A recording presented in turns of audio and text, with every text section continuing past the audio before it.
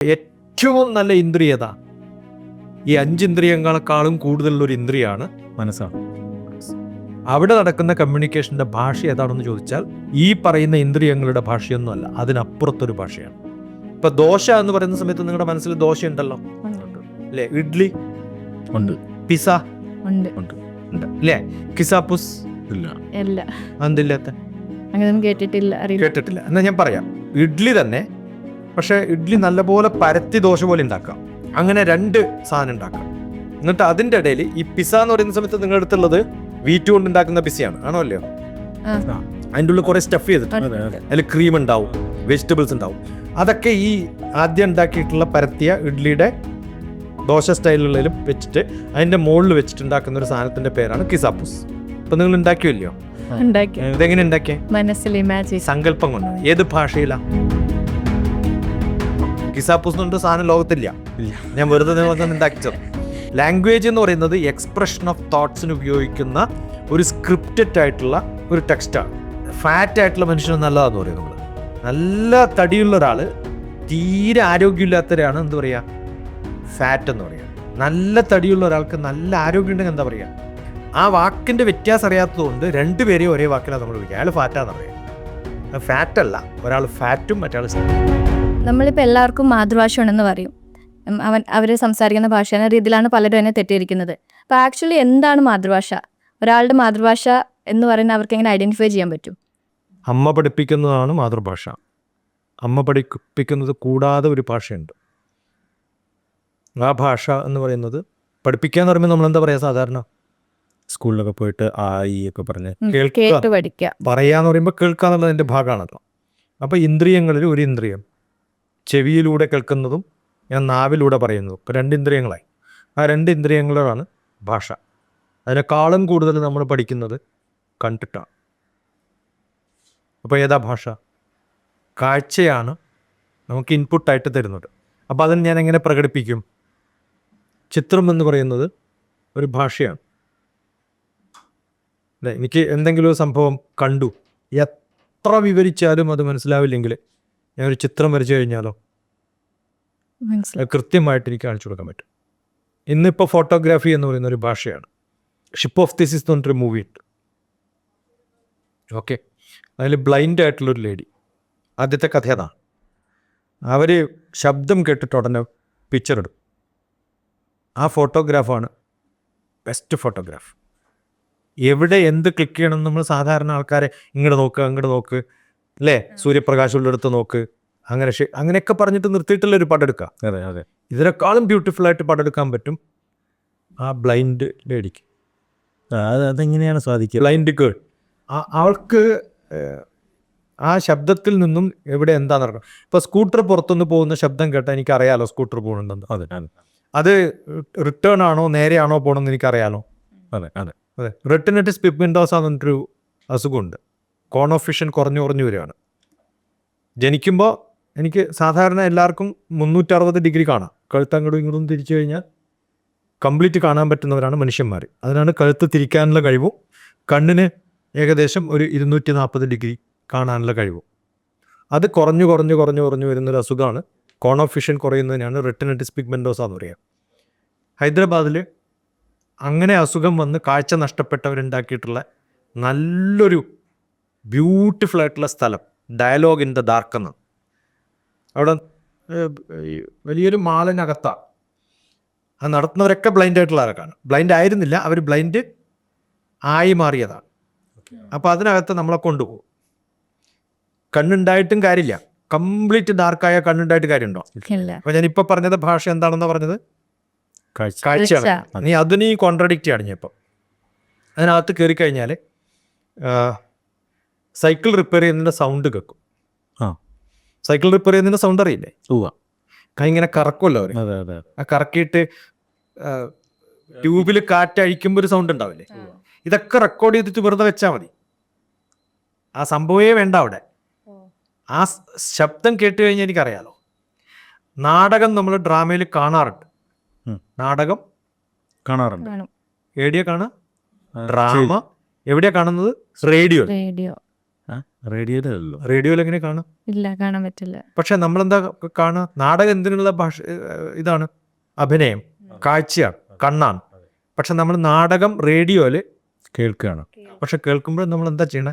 മനസ്സിൽ കാണുക. കാണുന്നുണ്ട്. അപ്പോൾ ഇമാജിനേഷൻ. അപ്പോൾ ശരിക്കും ഭാഷ എന്താണ്? ഇമാജിനേഷനാണ് അല്ലേ? ആ സൈക്കിൾ റിപ്പയർ കേട്ടാൽ എനിക്കറിയാം. ഇനി അതൊക്കെ കഴിഞ്ഞിട്ട് നമ്മളെ കൊണ്ടുപോയിട്ട് ഈ ഡയലോഗ് ഇൻ ദ ഡാർക്കിൽ നമ്മളെ എത്തിക്കുന്നത് അടുക്കളയിലാണ്. അടുക്കളയിൽ കുറേ ഡബ്ബ വെച്ചിട്ടുണ്ട്.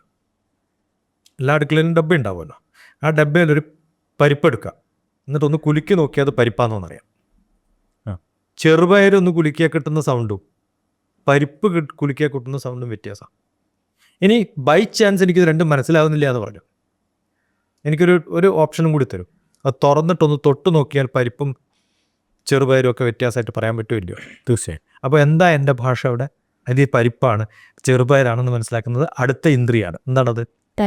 ടച്ചിങ് ആണ്. ഒരു ചെറിയ കുട്ടിക്ക് ഒരമ്മയെ ഫുൾ ബ്ലൈൻഡ് ആയിട്ടുള്ള ഒരാൾക്ക് തൊട്ട് കഴിഞ്ഞാൽ പറയാൻ പറ്റും. ഇന്ത്യൻ സയൻസ് കോൺഗ്രസിൻ്റെ ചെറിയൊരു ഭാഗമാണ് ചിൽഡ്രൻ സയൻസ് കോൺഗ്രസ്. അതിൽ കുറേ കാലം കുട്ടികളുടെ ഗൈഡൻസ് നടത്തുകയും പ്രോജക്റ്റ് ചെയ്യിപ്പിക്കുകയും ഇവാലുവേഷൻ ടീമിലൊക്കെ ഉണ്ടായിരുന്ന ആളാണ്. അപ്പോൾ പല സ്കൂൾസും ഇതിനകത്ത് പങ്കെടുക്കും. സ്കൂളുകൾ പങ്കെടുക്കാത്തൊരു എക്സിബിഷൻ പോവാത്തൊരു ഗ്രൂപ്പാണ് ബ്ലൈൻഡ് സ്കൂൾസ്. ഞാൻ ഹൈദരാബാദിൽ പോയിട്ട് ബ്ലൈൻഡ് ആയിട്ടുള്ളവരോട് ഈ എത്ര പറഞ്ഞു കേട്ടാലും ഒരു ബ്ലൈൻഡ് ആയിട്ടുള്ള ഒരാൾക്ക് ഇന്ത്യയുടെ മാപ്പ് വരയ്ക്കാൻ പറ്റുമോ? ഞാൻ വെറുതെ പറഞ്ഞതാണ്. 8ാം ക്ലാസ് 9ാം ക്ലാസ്സിലെ കുട്ടികൾ, അവർ 8ാം ക്ലാസ് 9ാം ക്ലാസ്സൊക്കെ പഠിച്ചിട്ടുണ്ട്. ഇന്ത്യയുടെ മാപ്പ് വരയ്ക്കാൻ പറഞ്ഞു. നല്ല രസമായിരുന്നു കേട്ടോ. അവരെന്തൊക്കെയാണ് വരച്ചതെന്ന് കണ്ടു കഴിഞ്ഞാൽ അതൊന്നും വരയ്ക്കാൻ പറ്റുമായിരിക്കും. അവർ വരയ്ക്കും. അതൊന്നും ഇന്ത്യ ഇപ്പം കേരളത്തിൻ്റെ മാപ്പ് വരയ്ക്കാൻ പറഞ്ഞാൽ അത് കണ്ണുള്ളവർക്ക് തന്നെ ശരിക്കും പറ്റണില്ല. എന്നിട്ട് വേണ്ടേ? ഇനി പോട്ടെ. അത് കഴിഞ്ഞ് ഞാൻ ചെയ്ത പണി എന്താ വെച്ചാൽ ഇന്ത്യയുടെ ഒരു ഭൂപടം ഉണ്ടാക്കി ഓരോ സ്ഥലത്തുമുള്ള, ഇപ്പം കേരളം എന്ന് പറയുന്ന സമയത്ത് കേരം, ചകിരി കൊണ്ട് അതിനെ കവർ ചെയ്തു. ഓക്കെ. അത് കഴിഞ്ഞിട്ട് അടുത്ത സ്റ്റേറ്റ് വരുന്ന സമയത്ത് അവിടുത്തെ ഒരു പ്രോഡക്റ്റ് വെച്ചിട്ട് കവർ ചെയ്തു. അങ്ങനെ ഒരു മാപ്പ് ഉണ്ടാക്കി, അത് ഫിസിക്കലി ഉണ്ടാക്കി. എന്നിട്ട് അത് ടച്ച് ചെയ്യിപ്പിച്ചു അവരെ കൊണ്ട്.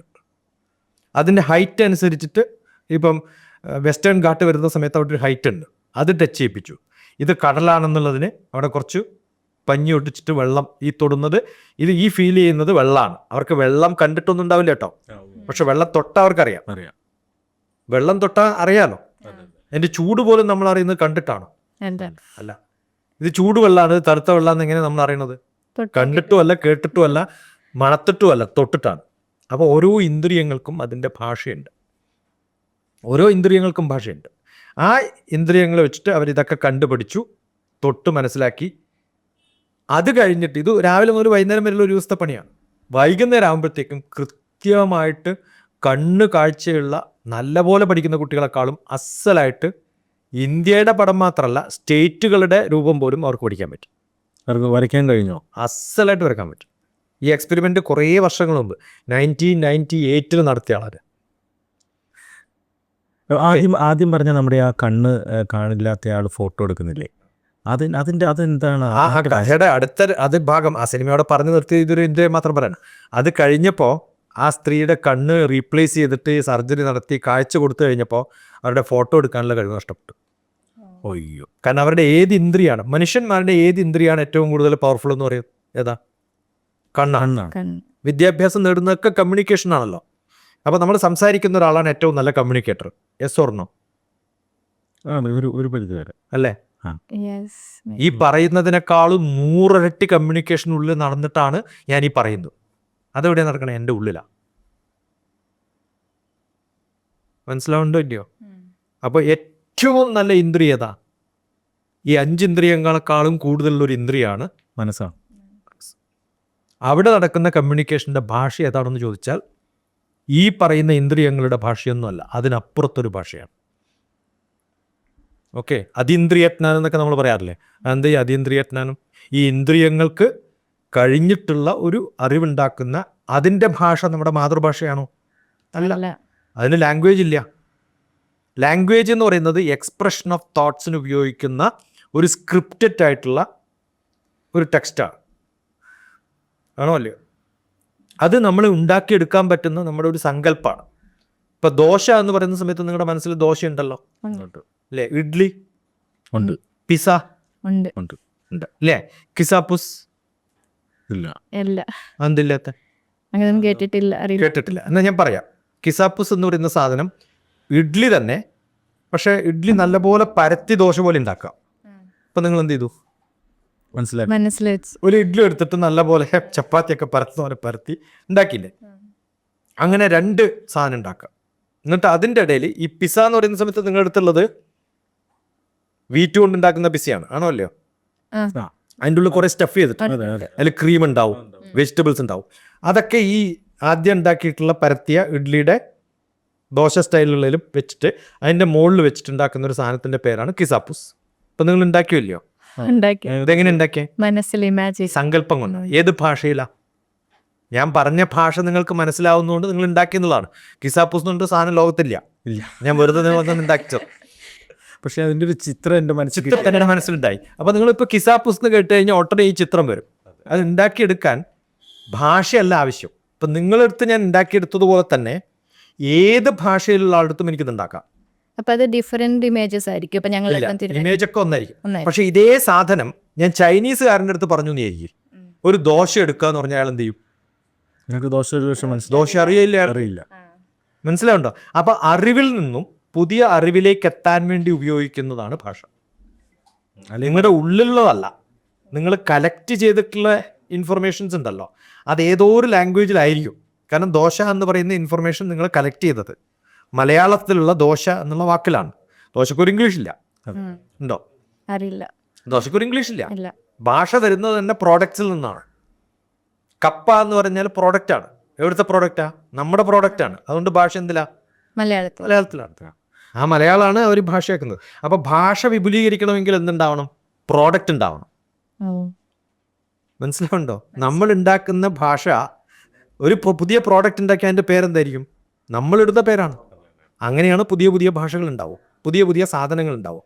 ഓരോ കംപ്ലീറ്റ് മെഡിക്കൽ ടെക്നോളജി, പിന്നെ എഞ്ചിനീയറിങ്ങിലൊക്കെയുള്ള ടെക്നോളജി, മെഡിക്കൽ ടെക്നോളജി, എഞ്ചിനീയറിംഗ് ടെക്നോളജിയുള്ള എല്ലാ വാക്കുകളും എടുത്താൽ അതൊന്നും വായിച്ചാൽ മനസ്സിലാവാത്ത കുറേ വാക്കുകളാണ്. അതൊക്കെ എന്തുകൊണ്ടാണ്? നമ്മളത് മനസ്സിലാവാത്ത കുറേ ഭാഷകളാണ്. പക്ഷെ അതൊക്കെ വന്നിട്ടുള്ളത് എവിടുന്ന? ഇംഗ്ലീഷ് ഭാഷയാണെന്നാണ്. പക്ഷെ അതൊക്കെ വന്നിട്ടുള്ളത് ഗ്രീക്കും ലാറ്റിനും എന്നാണ്. അതുകൊണ്ടാണ് നമുക്ക് അറിയാത്ത സംഭവങ്ങളൊക്കെ വരുമ്പോൾ നമ്മളെന്താ പറയുക? That is Greek and Latin to. ഒരു പദപ്രയോഗം തന്നെ ഇനി. കാരണം ഇതിൻ്റെയൊക്കെ ഒറിജിൻ എവിടെയാ? ഗ്രീക്കും ലാറ്റിനും. അതേ സമയത്ത് കമ്പ്യൂട്ടർ വന്ന സമയത്ത് ഉപയോഗിക്കുന്ന ഭാഷകൾ ഏതാ? കിൽ ദ പ്രോസസ് കേട്ടിട്ടുണ്ടോ? ഇല്ല. ബൂട്ട് ദ സിസ്റ്റം കേട്ടിട്ടുണ്ടോ? കേട്ടിട്ടുണ്ട്. ഈ boot the system, kill the process, move it, remove it, dump it, ഈ വാക്കുകളൊക്കെ ബ്രിട്ടീഷ് ഇംഗ്ലീഷ് അല്ല. അവർക്ക് ഇങ്ങനെയുള്ള ഒരു സ്റ്റാറ്റസ് ഇല്ലാത്ത വാക്കുകളാണ് ഇതൊക്കെ. അതൊക്കെ അമേരിക്കൻ ഇംഗ്ലീഷാണ്. കാരണം കമ്പ്യൂട്ടർ കണ്ടുപിടിച്ചതും ഡെവലപ്പ് ചെയ്തതും എവിടെയാണ്? അമേരിക്ക. അപ്പോൾ ഭാഷ എന്ന് പറയുന്നത് നമ്മൾ ഉണ്ടാക്കിയ സാധനത്തിൽ. ചമ്മന്തിക്ക് ഇംഗ്ലീഷില്ല. ചമ്മന്തി തന്നെ.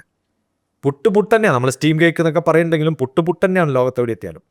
അപ്പോൾ നമ്മൾ ഓരോ സാധനം പറയുമ്പോഴും നമ്മൾ ഉണ്ടാക്കുന്ന സാധനങ്ങൾക്ക് നമ്മൾ കൊടുത്തിട്ടുണ്ടാക്കുന്നതാണ് ഭാഷ. അതിന് വേറൊരു പേരിട്ട് കഴിഞ്ഞാൽ അത് അതിൻ്റെ മദർ ടങ്ങായി. അപ്പം നമ്മുടെ ചിന്തകളിൽ, നമ്മുടെ ഉള്ളിൻ്റെ ഉള്ളിൽ നമുക്ക് തോന്നുന്ന ചിന്തകൾക്ക് ഭാഷയില്ല.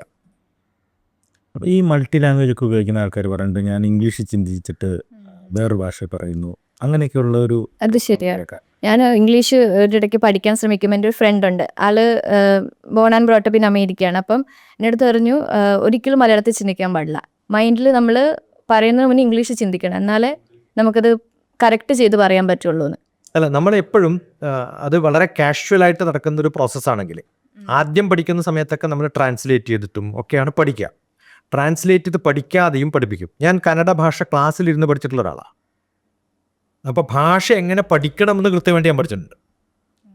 കന്നഡ പഠിപ്പിക്കുന്ന മാഷ് നമ്മൾ സാധാരണ എങ്ങനെ ഒരു ഭാഷ പഠിപ്പിക്കുക? ട്രാൻസ്ലേറ്റ് ചെയ്തിട്ടാണ്. പക്ഷെ അങ്ങനെയല്ല ഞാൻ കന്നഡ പഠിച്ചത്. ഇത് നന്ന തലേ പഠിച്ചല്ലോ. ഇത് എൻ്റെ തല. കണ്ട, എത്ര എളുപ്പം നോക്കും. ഞാൻ മലയാളം പറഞ്ഞിട്ട് പഠിപ്പിക്കണോ? ഇത് നന്ന തലേ, അത് നിന്ന തലേ. പഠിച്ചില്ലേ? അപ്പോൾ ഇങ്ങനെ പഠിപ്പിക്കുന്നതാണ് ഭാഷ. നമ്മൾ മലയാളം പഠിക്കുന്നത് ട്രാൻസ്ലേറ്റ് ചെയ്തിട്ടാണോ? അല്ല അല്ല, ആംഗ്യ ഭാഷയിലൂടെയാണ്. അമ്മ കാണിച്ചു തന്നിട്ടാണ്.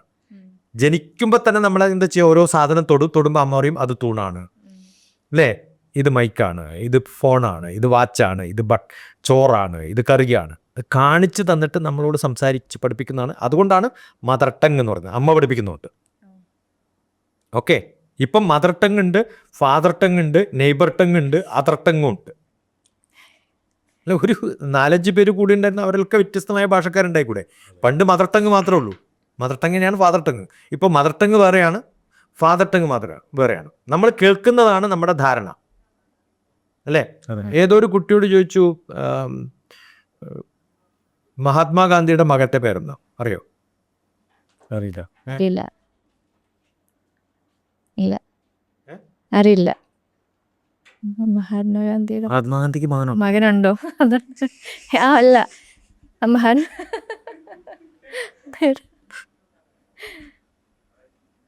മകനില്ലല്ലേ. നമ്മൾ ഒരു ഭാഷ ഉപയോഗിക്കുന്ന സമയത്ത് നോളജ് എന്ന്, മഹാത്മാഗാന്ധി എന്ന് പറയുമ്പോൾ നിങ്ങളുടെ കയ്യിൽ ഒരു മഹാത്മാഗാന്ധിയുടെ പടം വന്നോ ഇല്ലയോ? വന്നു. അത് എവിടെ നിന്ന്?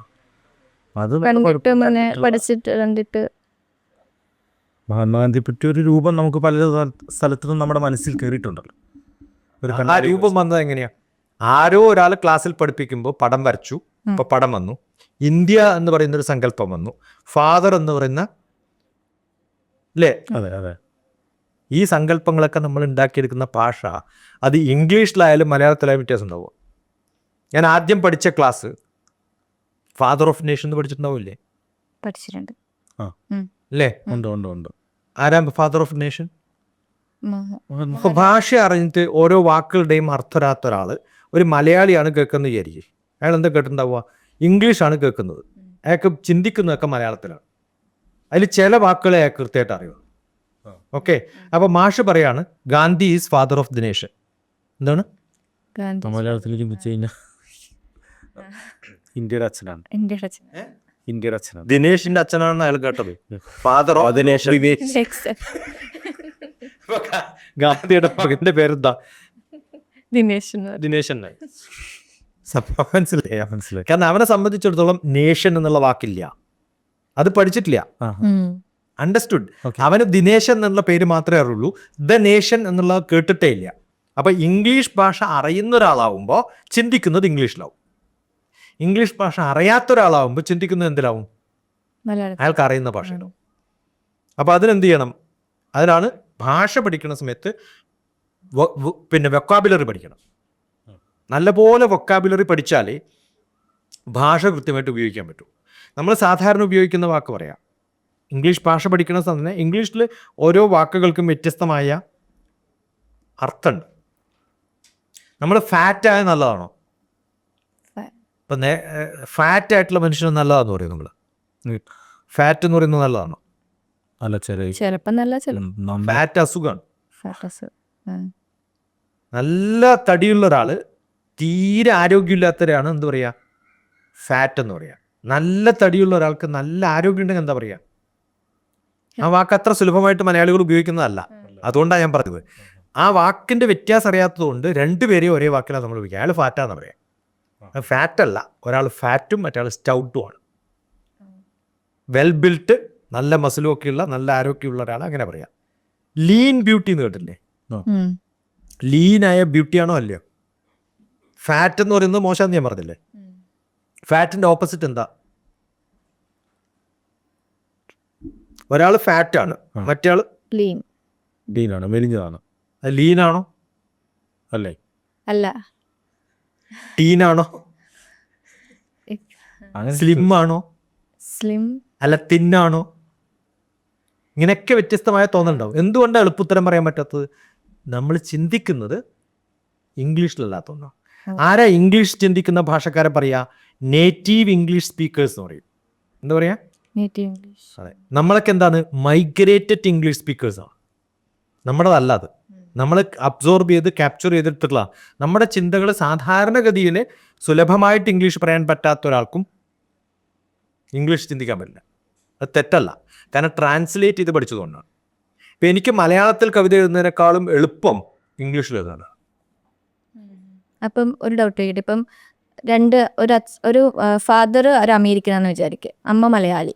ഇവർ രണ്ടും ഒരേപോലെയാണ് കുട്ടീനെ വളർത്തുന്നതെങ്കിൽ ആ കുട്ടി ഏതിലായിരിക്കും ചിന്തിക്കാൻ? രണ്ടിലും ചിന്തിക്കാൻ പറ്റും. രണ്ടിലും ചിന്തിക്കേണ്ട കാര്യമില്ല. ആ. അമ്മ മലയാളത്തിൽ പറയുമ്പോൾ മലയാളത്തിൽ. ഇപ്പം ഞാൻ കർണാടകയിൽ പോയി നേരിക്കും. കർണാടകയിൽ 3 വർഷം പഠിച്ചിട്ടുള്ളതാണ്. കർണാടകയിൽ പോയി കഴിഞ്ഞാൽ കന്നഡ എനിക്ക് സുലഭമായി ബർത്ത്. എത്ര എളുപ്പം സംസാരിക്കുന്നറിയോ. ഞാൻ തമിഴ്നാട്ടിൽ പോയി കഴിഞ്ഞാൽ, തമിഴ്നാട്ടിൽ ഇതുവരെ ജീവിച്ചിട്ടില്ല, പക്ഷെ തമിഴിനെ കണ്ട് തമിഴ് കുറച്ച് തുടങ്ങുന്ന സമയത്ത് കുറച്ചൊരു ഒരു പ്രോബ്ലം ഉണ്ടെങ്കിലും കുറച്ച് സമയങ്ങളിൽ കൂടി ഇരിക്കുമ്പോൾ ഞാൻ തമിഴ് സുലഭമായിട്ട് സംസാരിക്കും. പക്ഷെ കേരളത്തിൽ ഇരിക്കുമ്പോൾ ചിലപ്പോൾ തമിഴ് സംസാരിക്കാൻ പറ്റില്ല. അപ്പോൾ നമുക്ക് ലാംഗ്വേജിനുള്ള അഡാപ്റ്റബിലിറ്റി നല്ലപോലെയുള്ള കുറേ ആൾക്കാരാണ് നമ്മൾ, പക്ഷെ നമ്മളത് ഉപയോഗിക്കുന്നില്ല എന്നതാണ്. അത് പക്ഷെ നമ്മൾ ഇതുപോലെ തന്നെയാണല്ലോ പല ഭാഷ സിനിമകളും നമ്മൾ കാണുന്നത്. അറിയാൻ മേലാത്ത പല ഭാഷ സിനിമകളും നമ്മൾ പക്ഷെ കേട്ടിട്ട് കാര്യമില്ല. നമ്മൾ റിഫ്ലക്സീവാണ്. റിഫ്ലക്സീവ് എന്ന് പറഞ്ഞ അർത്ഥം, നമ്മളിപ്പോൾ ഒരാൾ പറയുന്ന സമയത്ത് when I am talking to you, ഞാനിപ്പോൾ ഇംഗ്ലീഷ് എൻ്റെ അടുത്ത് സംസാരിക്കാൻ വേണ്ടിയിട്ട് എങ്ങനെയെങ്കിലുമൊക്കെ ഇംഗ്ലീഷ് നന്നായിട്ട് ഇന്നലെ ഒരു കുട്ടി ഉണ്ടായിരുന്നു, കർണാടകയിൽ നിന്ന്, ബാംഗ്ലൂരിൽ നിന്നുള്ള കുട്ടിയാണ്. അവൾക്ക് ഇംഗ്ലീഷ് സംസാരിക്കണം. അപ്പോൾ സംസാരിക്കണമെന്ന് വെച്ചപ്പോൾ യു സ്പീക്ക് ഇൻ ഇംഗ്ലീഷ്. നിനക്ക് കന്നഡ ബരത്തെ, ഇംഗ്ലീഷ് ബരല്ല. എനിക്ക് കന്നഡയെ അറിയുള്ളൂ, ഇംഗ്ലീഷ് അറിയില്ല എന്നാണ് പറഞ്ഞത്. അപ്പോൾ ഞാൻ പറഞ്ഞു യു സ്പീക്ക് ഇൻ ഇംഗ്ലീഷ്. ഞാനിപ്പോൾ പറഞ്ഞാൽ എന്താ നീ? അപ്പോൾ എന്ത് പറയും? ഇംഗ്ലീഷ് സംസാരിക്കും. You speak in English. ഞാനിപ്പോൾ പറഞ്ഞാൽ എന്താ? English. You speak in English. അത് 4 പ്രാവശ്യം പറഞ്ഞാൽ മതി. നമ്മൾ കേൾക്കുന്നതിന് പകരം പുതിയ ഭാഷ പഠിക്കണമെങ്കിൽ എന്ത് ചെയ്യണം? അത് റിപ്പീറ്റ് ചെയ്യണം. അതിനെ റിഫ്ലക്സീവ് പറയാം. അത് 10 പ്രാവശ്യം റിപ്പീറ്റ് ചെയ്ത് കഴിഞ്ഞാൽ സുലഭമായിട്ട് നമുക്ക് ഭാഷ പറയാൻ പറ്റും. വെറുതെ കേട്ട് കഴിഞ്ഞാൽ പറ്റില്ല. അതിന് ഉത്തരം പറയാനല്ല എൻ്റെ ലക്ഷ്യം. എൻ്റെ ലക്ഷ്യം എന്താണ്? കേൾക്കുക എന്നുള്ളതാണ്. ഇന്ന് ഭാഷ പഠിക്കേണ്ട ആവശ്യമില്ല. നമുക്ക് എല്ലാം എയും ഗൂഗിളും ഉപയോഗിച്ചിട്ട് ചടപടാന്ന് പറഞ്ഞിട്ട് ചോദിക്കാനുള്ളത് പറയാനുള്ളത് ഒക്കെ ചെയ്യാം. വളരെ എളുപ്പമാണ്. പക്ഷെ ഭാഷ പഠിക്കണം എന്നുള്ളൊരു താല്പര്യം നമുക്കൊക്കെ കഴിവുണ്ട്. കാരണം നമ്മൾ ജീവിക്കുന്നത് ഏറ്റവും ബുദ്ധിമുട്ടുള്ള ഭാഷ സംസാരിക്കുന്ന ഒരു ലോകത്താണ്. ഏറ്റവും അൾട്രാ മോഡേൺ ആയിട്ടുള്ള ലാംഗ്വേജാണ് മലയാളം. നമ്മുടെ അയൽവക്കത്തുള്ള എല്ലാ ഭാഷകളും നോക്കിയാൽ, കന്നഡ, തമിഴ്, തെലുങ്ക്, ഇതൊക്കെ നോക്കിയാൽ ഏറ്റവും നൂതനമായിട്ടുള്ള ഭാഷ ഏതാ? മലയാളമാണ്. നൂതനം എന്ന് പറഞ്ഞാൽ പാടായതുകൊണ്ടാണ്. അല്ല, ഏറ്റവും പുതിയതായിട്ട്, ലേറ്റസ്റ്റ്. ഏറ്റവും പുതിയതാ. ബാക്കിയുള്ള പല ഭാഷകളെയും റിഫൈൻ ചെയ്ത് ഉണ്ടാക്കിയിട്ടുള്ളതാണ് നമ്മുടെ ഭാഷ. ഓ, അതിൽ നിന്ന് നമ്മൾ എടുത്തതാണ്. നമ്മുടെ തൊട്ടടുത്ത് തമിഴ്നാടല്ലേ. ആ തമിഴ്നാട്ടിൽ എത്രയോ ഏറ്റവും പ്രാചീനമായിട്ടുള്ള ഭാഷകൾ എന്ന് പറയുമ്പം ഒന്ന് പ്രാകൃത ഭാഷയാണ്, പിന്നെ തമിഴാണ്, പിന്നെ ദ്രവിഡിയൻ ലാംഗ്വേജും ആ ലാംഗ്വേജൊക്കെ മാറി പിന്നെ സംസ്കൃതം വന്നു. സംസ്കൃതം എന്ന് പറഞ്ഞാൽ തന്നെ എന്താണ്? സംസ്കരിച്ചെടുത്തു എന്നർത്ഥം. അപ്പോൾ അതിനു മുമ്പ് സംസ്കാരമില്ലാത്ത എന്തൊരു ഭാഷ ഉണ്ടായി, അതിനാണ് പ്രാകൃത ഭാഷ എന്ന് പറയുക. അതിനെ സംസ്കരിച്ചിട്ടാണ് സംസ്കൃതം ഉണ്ടാക്കിയത്. സംസ്കൃതവും തമിഴും ഒക്കെ മിക്സ് ചെയ്ത്, കന്നഡയും തെലുങ്കും ഒക്കെ മിക്സ് ചെയ്ത് സാധനം മലയാളം. അതുകൊണ്ടാണ് പല ഭാഷകളിലുള്ള വാക്കുകളൊക്കെ മലയാളത്തിൽ റിപ്പീറ്റ് ആവുന്നത് അല്ലേ? മലയാളത്തിലുള്ള എല്ലാ ഭാഷകളും നമ്മൾ ഉപയോഗിക്കുന്നത് കോടതി, വക്കീല്, മാലാഖ എന്ന് പറയുന്നത് എന്താണ്? നമ്മൾ സാധാരണ മാലാഖ എന്ന് പറഞ്ഞാൽ നമുക്കറിയാലോ അല്ലേ, ഏഞ്ചൽ എന്നുള്ള അർത്ഥമാണ്. എവിടുന്ന വന്ന് മലാക്ക് എന്ന് പറയുന്ന ഭാഷ ഹിബ്രു ഭാഷയിൽ നിന്ന്. അപ്പോൾ എത്ര ഭാഷകളാണ് ഇതിനകത്ത് ഇരിക്കുന്നത് അറിയോ? എല്ലാവരും അങ്ങോട്ടും ഇങ്ങോട്ടും ഇങ്ങനെ ചെയ്യുന്നുണ്ടാവും എല്ലാ ലാംഗ്വേജിലും. പക്ഷെ അത് പുതിയ ഭാഷയായതുകൊണ്ട്, കുറേ സംസ്കാരങ്ങൾ ഉൾക്കൊണ്ടത് കൊണ്ട്, നമ്മൾ അത് പുതിയതാക്കിയിട്ട് ഉണ്ടാക്കിയെടുത്തത് കൊണ്ട് ഇതൊക്കെ മിക്സ്ഡാണ്. തമിഴിൽ അത്ര പൊല്യൂഷൻ ഒന്നും ഉണ്ടാവില്ല. ഈ തമിഴ് കാരണം ഒറിജിനലി ഓൾഡാണ്. അവർക്ക് വേറൊരു സാധനം കൊണ്ടുവന്നിട്ട് ഇതിന് പുതിയ പേരിടേണ്ട കാര്യമില്ല. ഈ പ്രാദേശികമായി ഉണ്ടായതല്ലേ ഭാഷകളൊക്കെ? അപ്പോൾ ഈ പല ആൾക്കാരും കേരളത്തിൽ ഉണ്ടായിരുന്നതുകൊണ്ടാണോ ഇങ്ങനെ മിക്സപ്പ് ആയി? കുറേ മിക്സപ്പ് ആയതാണ്. വേറെ തമിഴന്മാർ വന്നിട്ടുണ്ട്, തെലുങ്കന്മാർ വന്നിട്ടുണ്ട്, കന്നഡക്കാർ വന്നിട്ടുണ്ട്, കുറേ ആൾക്കാർ വന്നിട്ടുണ്ട് ഇവിടെ. പിന്നെ വെളിയിൽ നിന്നുള്ള കുറേ പേര് വന്നിട്ടുണ്ട്. അവർ വരുന്ന സമയത്ത് അവരുടെ ശിങ്കിടികളായിട്ട് കുറേ പേര് വന്നിട്ടുണ്ട്. അവർക്കൊക്കെ അറിയാത്ത ഭാഷകളും ഒക്കെ കൂടി അതിനെ റിഫൈൻ ചെയ്ത് നമ്മൾ ആലോചിച്ചൊക്കെ മലയാള ഭാഷയുടെ പിതാവാരാ? എഴുത്തച്ഛൻ അല്ലേ? അദ്ദേഹം അത്രയൊന്നും കാലമായിട്ടില്ല. നമ്മൾ എന്തുകൊണ്ടാണ് എഴുത്തച്ഛനെ പിതാവെന്ന് വിളിക്കുന്നത്? അതിന് മുമ്പുണ്ടായിരുന്ന ഭാഷ സംസ്കൃതം മിക്സ്ഡ് മലയാളം, തമിഴ് മിക്സ്ഡ് മലയാളം. എൻ്റെ അടുത്തൊക്കെ ഓലയിലുള്ള പഴയ കൃതികളുണ്ടായിരുന്നു. അല്ല, എനിക്ക് വായിച്ചാൽ മനസ്സിലാവാത്ത മലയാളം. കാരണം തമിഴും മലയാളവും മിക്സ്ഡാണ്. രണ്ടും അറിഞ്ഞാലേ പറ്റൂ. അങ്ങനെ അന്ന് ഞാൻ 7ാം ക്ലാസ് പഠിക്കുമ്പോഴാണ് തമിഴ് പഠിക്കുന്നത്. ഈ അക്കങ്ങളൊക്കെ മലയാളത്തിലുണ്ടായിരുന്നല്ലോ അല്ലേ? മലയാളത്തിൽ ഇപ്പം ഒന്നും കാണാനില്ലല്ലോ. അത് ഉപയോഗിക്കാത്തതുകൊണ്ടാണ്. ഇപ്പോൾ ഹിന്ദി നാട്ടിലൊക്കെ പോയി കഴിഞ്ഞാൽ എല്ലാ അക്കങ്ങളും ഹിന്ദിയിലല്ലേ, ഹിന്ദിയിലും. അപ്പോൾ അത് നമ്മൾ ഉപയോഗിക്കാത്തതുകൊണ്ട്. പക്ഷെ ഇപ്പോഴും നമ്മുടെ ജാതകം എഴുതുന്ന സമയത്ത് നമ്മുടെ മലയാള അക്ഷരം തന്നെ എഴുതുക. പിന്നെ ഈ ലാംഗ്വേജ് ഇവോൾവ് ചെയ്യാനുള്ള ഗ്യാപ്പ് ഉണ്ടോ? അതായത് ഒരു 100 years കഴിഞ്ഞിട്ട് നോക്കുകയാണെങ്കിൽ ഇപ്പോഴത്തെ മലയാളത്തിൽ നിന്ന് വ്യത്യാസം? അല്ല, ഇത് മരിച്ചു പോകാനുള്ള സാധ്യതയുള്ളൂ ഇപ്പോൾ. കാരണം നമ്മളിപ്പോൾ ഇൻഫ്ലുവൻസ്ഡ് ആയിട്ടുള്ളത് ഒറ്റ ഭാഷ ഇംഗ്ലീഷിലാണ്. അപ്പോൾ എന്ത് പറ്റും? കുറേ കാലം കഴിയുമ്പോൾ നമ്മൾ ഉപയോഗിക്കുന്നതൊക്കെ ഇംഗ്ലീഷ് ഭാഷയായിട്ട് മാറും. പക്ഷേ ഇംഗ്ലീഷിൽ ഉപയോഗിക്കുന്ന ഭാഷയും ഒരു കാലത്തുണ്ടായിരുന്ന ബ്രിട്ടീഷ് ഇംഗ്ലീഷും അമേരിക്കൻ ഇംഗ്ലീഷും ഒരു വ്യത്യാസമുണ്ട്. അതിനേക്കാളും കൂടുതലായിട്ടുള്ളൊരു ഡിഫറെൻറ്റ് ഇംഗ്ലീഷാണ് ഓസ്ട്രേലിയൻ ഇംഗ്ലീഷ്. ഡിക്ഷണറിക്കാർ ഇപ്പോൾ ഇന്ത്യൻ ഇംഗ്ലീഷ് ആക്സെപ്റ്റ് ചെയ്തു. കാരണം ഇന്ത്യൻ ഇംഗ്ലീഷ് എന്ന് പറയുന്നത് എൻറ്റയർലി ഡിഫറെൻറ്റ് ഇംഗ്ലീഷാണ്. അപ്പോൾ 4-5 തരത്തിലുള്ള എന്താണ് അത് തമ്മിലുള്ള വ്യത്യാസം എന്താ? വ്യത്യാസം എന്ന് പറഞ്ഞാൽ അവരുടെ തന്നെ ഒരു അരിസ്റ്റോക്രാറ്റിക് ആയിട്ടുള്ള വാക്കുകളുണ്ടല്ലോ, അത് ഡിഫറെൻ്റ് ആണ്, ഇത് ഡിഫറെൻ്റ് ആണ്. അവർ ഉപയോഗിക്കുന്ന ഫൊണറ്റിക്സ് ഡിഫറെൻ്റ് ആണ്. ഇപ്പം ഈ ഉച്ചാരണ പോലും ഡിഫറെൻ്റ് ആണ്. കളർ എന്നുള്ളതിൻ്റെ സ്പെല്ലിങ് COLOUR ആണ്. പക്ഷെ നമ്മൾ ടൈപ്പ് ചെയ്ത് കഴിഞ്ഞാൽ ചിലപ്പോൾ അത് എറർ കാണിക്കും. കാരണം COLOR ആണ് അമേരിക്കൻ ഇംഗ്ലീഷ്. സിമ്പിളാണ്. എന്തിനാ ബുദ്ധിമുട്ടായിട്ടുള്ള ഇംഗ്ലീഷ് ഉണ്ടാക്കണേ? അപ്പോൾ നമ്മുടെ ഫൊണറ്റിക്സ് അനുസരിച്ചിട്ട് പണ്ടുണ്ടായിരുന്ന എഴുതുന്ന പോലെയല്ല വായിക്കുന്നത്. CAT എഴുതിയ കാറ്റ് വായിക്കണം നമ്മൾ പഠിപ്പിച്ചതുകൊണ്ടല്ലേ, അല്ലെങ്കിൽ നമ്മൾ സാറ്റ് എന്നല്ലേ വായിക്കുള്ളൂ. അതൊക്കെ എന്തിനാണാവോ? അല്ല, അത് അങ്ങനെയാണ് അത്ര അതൊക്കെ. കാരണം വെച്ചാൽ അതിൻ്റെ ഒറിജിൻ ഉണ്ടല്ലോ, ഗ്രീക്ക് ആൻഡ് ലാറ്റിൻ, അതിലുള്ള ട്രാൻസ്ലേഷൻ. ഞാൻ ഇന്നലെ പറഞ്ഞല്ലോ, കിൻഡർ ഗാർഡൻ എന്ന് പറയുന്നത്, ഗാർട്ടൻ എന്ന് പറയുന്ന ഒറിജിനൽ ലാംഗ്വേജിൽ നിന്നാണ് ഗാർഡൻ എന്നുള്ള വാക്ക് വന്നത്. അപ്പോൾ അതിൻ്റെ റൂട്ടിലേക്ക് പോകുമ്പോൾ നമുക്ക് മനസ്സിലാവും ഇതൊക്കെയാണ് അതിന് കാരണം. അപ്പോൾ ഭാഷകൾ ഉണ്ടാവുന്നതും പ്രചരിപ്പിക്കുന്നതും ഒക്കെ നമ്മുടെ കമ്മ്യൂണിക്കേഷന് വേണ്ടിയിട്ടാണ്. ഇതൊന്നും ഇല്ലാതെയും കമ്മ്യൂണിക്കേറ്റ് ചെയ്യാം. എൻ്റെ brother, half brother deaf and dumb. ഞാൻ അസലായിട്ട് ആംഗ്ലഭാഷയിൽ സംസാരിക്കും. എന്തും നമുക്ക് സംസാരിക്കാൻ പറ്റും. ഞാൻ പറയുന്നത് അദ്ദേഹത്തിന് മനസ്സിലാവും, അദ്ദേഹം പറയുന്നത് എനിക്ക് മനസ്സിലാവും. അതുകൊണ്ട് തന്നെ ഏത് ഡഫ് ആൻഡ് ഡമ്മിനും നമ്മൾ പറയുന്നത് കമ്മ്യൂണിക്കേറ്റ് ചെയ്യാൻ നമുക്ക് പറ്റും. അല്ല, ഈ ആംഗ്യഭാഷയിലൂടെ ശരിക്കും ലാംഗ്വേജ് പഠിക്കാമെന്ന് ഇപ്പം എനിക്ക് മനസ്സിലായി. അല്ല, നമ്മുടെ എല്ലാ ഡാൻസുകളും ആംഗ്യഭാഷയല്ലേ, അതെ, എല്ലാ പൂജകളും ആംഗ്യഭാഷയല്ലേ. ഞാൻ ഒരു കാലത്തൊരു ക്ലാസ് എടുത്തിട്ടുണ്ടായിരുന്നു. ഡാൻസിലുണ്ടാവുന്ന മുദ്രകളും നമ്മുടെ പൂജകളിലുള്ള മുദ്രകളും സെയിമാണ്. ആണ്. അപ്പോൾ മുദ്രകൾ വെച്ചിട്ട് പൂജ ചെയ്യുന്ന സമയത്ത് നമ്മൾ കമ്മ്യൂണിക്കേറ്റ് ചെയ്യുന്നത് നമ്മുടെ ഭാഷ അറിയാത്ത ഭഗവാന് വേണ്ടിയിട്ടാണല്ലോ ചെയ്യുന്നത്. അതേ ഭാഷയാണ് ഡാൻസുകാർ ഉപയോഗിക്കുന്നത്. കഥകളിയിൽ ഉപയോഗിക്കുന്ന ഓരോ രംഗങ്ങളും നമുക്ക് കൃത്യമായിട്ട് പഠിക്കാൻ പറ്റണമെങ്കിൽ മുദ്ര കൃത്യമായിട്ട് അറിയണം, അല്ലേ? അപ്പോൾ കഥ അറിയാണ്ട് കഥകളി കാണാൻ മുദ്ര അറിഞ്ഞു കഴിഞ്ഞാൽ അറിയാം. നമ്മൾ കഥ പറയും, ഇത് കണ്ട അദ്ദേഹത്തിൻ്റെ വേഷം കണ്ടാൽ പറയുമല്ലോ. നമ്മൾ ഇയാൾ കീചകനാണോ ഇയാൾ കൃഷ്ണനാണോ എന്നൊക്കെ എങ്ങനെയാണ് പറയണേ? അയാളുടെ മുഖത്തുള്ള കളർ നോക്കിയാൽ നമുക്ക് പറയാൻ പറ്റും. അയാളുടെ ആംഗ്യഭാഷ നോക്കിയാൽ മനസ്സിലാവാൻ പറ്റും, അല്ലേ? ഇപ്പൊ കൃഷ്ണനാണെന്ന് അഭിനയിക്കാൻ എനിക്കൊരു പണിയുമില്ലല്ലോ. ഇങ്ങനെ പിടിച്ച അപ്പ കൃഷ്ണനാന്ന് പറയില്ലേ? അതെ, ഡാൻസിൽ തന്നെയല്ലേ ചെയ്യണേ, അല്ലേ? വളരെ എളുപ്പമാണ്. അപ്പോൾ ഈ ഓരോ ഭാഷയ്ക്കും നമ്മൾ ധരിക്കുന്ന ഭാഷയെക്കാളും കടന്നിട്ടുള്ള ഭാഷയാണ്. ഇപ്പം നമ്മൾ സാധാരണ ചോദിക്കാനുള്ള ഭഗവത്ഗീത കൃഷ്ണൻ അർജുനോട് സംസാരിക്കുമ്പോൾ 700 ശ്ലോകം എന്നൊക്കെയല്ലേ പറയണേ? അങ്ങനെയൊക്കെയാണല്ലോ പറയണേ. 700 ശ്ലോകം ഒരു പ്രാവശ്യം ചൊല്ലിത്തീർക്കണമെങ്കിൽ, ഈ ചോദ്യങ്ങൾ ഉത്തരങ്ങൾ നടക്കണമെങ്കിൽ മിനിമം 4 മണിക്കൂർ വേണ്ടേ? ഈ മഹാഭാരത യുദ്ധത്തിൽ അപ്പുറത്തും ഇപ്പുറത്തും യുദ്ധം ചെയ്യാൻ നിൽക്കുന്നവരടുത്ത് ഈ കഥ പറയുന്ന 4 മണിക്കൂർ ബാക്കിയുള്ളവരൊക്കെ വെറുതെ ഇരിക്കുക, അല്ല ചായ കുടിക്കാൻ പറ്റുമോ? ഓരോ അമ്പ് വിട്ടുകൊണ്ടാണോ പറഞ്ഞോട്ട് ചേച്ചേക്കുന്നത്? അപ്പോൾ ശരിക്കും പറഞ്ഞാൽ ഇതൊന്നും ഇല്ല അവിടെ. ഇപ്പം എൻ്റെ വീട്ടിൽ ഞാനിങ്ങനെ ഇരുന്ന് സംസാരിച്ചുകൊണ്ടിരിക്കാൻ, ഞാനും എൻ്റെ ഗസ്റ്റും, ഒരു ഗസ്റ്റ് എന്നെ കാണാമെന്ന് സംസാരിച്ചുകൊണ്ടിരിക്കുന്നു. എൻ്റെ മകൻ അതിനിടയിൽ 2 പ്രാവശ്യം അങ്ങോട്ടും ഇങ്ങോട്ടൊക്കെ പോകുമ്പോൾ എനിക്ക് മനസ്സിലാവും ഈവൻ ഇതെന്താ പറയണമെന്ന് അറിയാനാണ്, അല്ലേ? നമ്മളൊരു നോട്ടം നോക്കിയിട്ട് ഇങ്ങനെയൊക്കെ അപ്പം അവന് മനസ്സിലാവില്ലേ സംഭവം? അതെ, ഇങ്ങോട്ട് വരരുത്, പോയിരുന്ന് പഠിച്ചോടാ എന്ന് പറയുന്നത് മനസ്സിലാവില്ലേ? അപ്പോൾ എൻ്റെ നോട്ടത്തിൽ എൻ്റെ ഭാഷ ആർക്ക് മനസ്സിലാവും? നമ്മളൊരു പാരഗ്രാഫ് എഴുതി കൊടുക്കേണ്ട കാര്യമൊന്നുമില്ല, ഒരു നോട്ടം മതി, ആ റിലേഷൻഷിപ്പ് ഉണ്ടാവും. അപ്പോൾ കൃഷ്ണനും അർജുനനും സംസാരിച്ചത് 700 ശ്ലോകമാണോ എന്ന് ചോദിച്ചാൽ അല്ല, ഒരു നോട്ടം. അവിടെ തീർന്നു കംപ്ലീറ്റ് കഥ. പക്ഷെ അത് നമുക്ക് പറഞ്ഞു തരാൻ വേണ്ടിയിട്ട് വ്യാസൻ എഴുതുമ്പോൾ എത്ര എഴുതണം? 700 ശ്ലോകമാണ്. അപ്പോൾ റിട്ടണും കൊളോക്യനും അതിനേക്കാളും കടന്നിട്ടുള്ളതാണ് എന്ത്?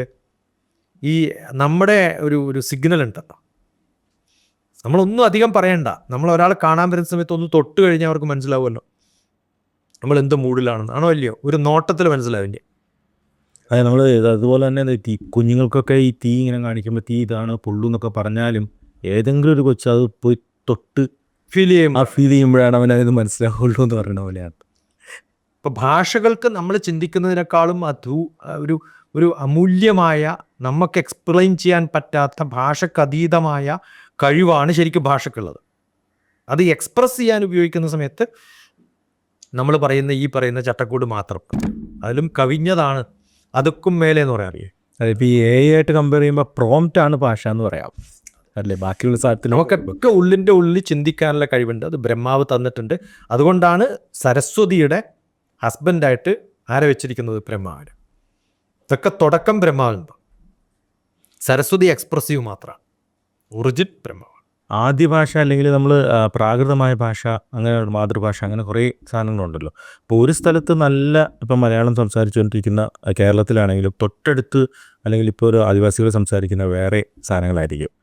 അപ്പം എല്ലാം ഈ കമ്മ്യൂണിക്കേഷൻ ഉപയോഗിക്കുന്നതെല്ലാം ഒരു ചിത്രങ്ങൾ ഉണ്ടാക്കുന്നതാണെന്ന് നമുക്ക് ഏകദേശം മനസ്സിലായി. ഈ തൊട്ടടുത്ത് ഈ ഡിഫറൻസ് വരാൻ കാരണം എന്താണ് അങ്ങനെയാണെങ്കിൽ? മോലത്തേക്ക് പോകുന്ന പെരിയ ഏതാണെന്നറിയോ അതുല്യൊക്കെ? എങ്ങോട്ടാ? മോലത്തേക്ക് പോകുന്ന പെരിയ സ്ഥലമല്ലേ? അറിയില്ല. ഞങ്ങളുടെ നാട്ടിൽ സംസാരിക്കുന്ന ഭാഷയാണ്. ഞാനൊക്കെ ജനിച്ച സമയത്ത് അമ്പലത്തിന്റെ പേര് മോലോത്ത് എന്നാണ്. ഓ, പെരിയ എന്ന് പറഞ്ഞാൽ വഴി എന്നാണ്.